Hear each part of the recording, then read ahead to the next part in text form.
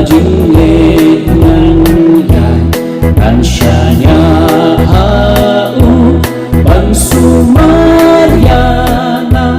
batnan syong tajun halut rai baba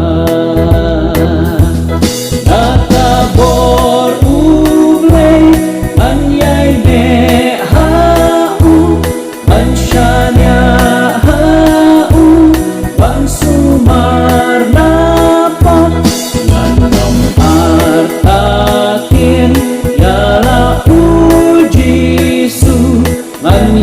tur syakran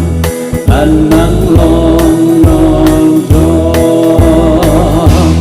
nakapor ublay anyay yale syun yunong syun manjong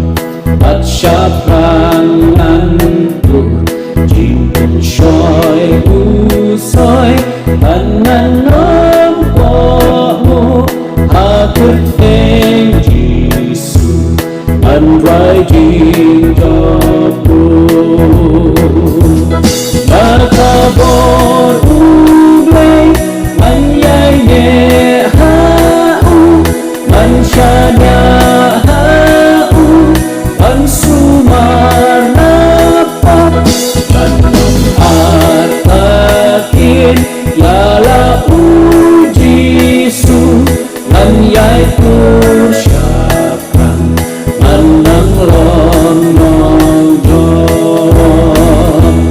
nakapor ublay an apman dumay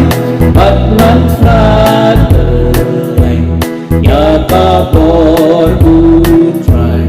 manang yay syashkor jingkren ujisu batman yay indru ang namarjongku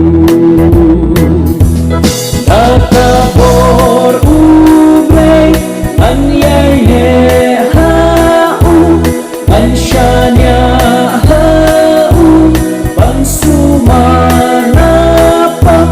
nanong atakin yala ujisu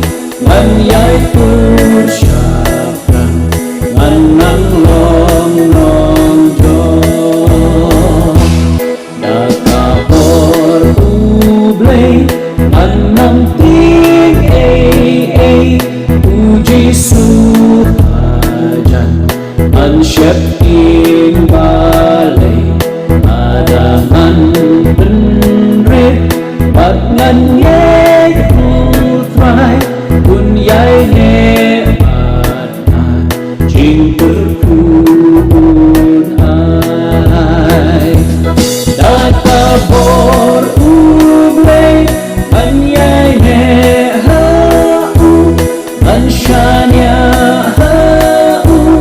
pangsumanapak nganong artakin yala ujisu anyay tur syakran manang long nong jong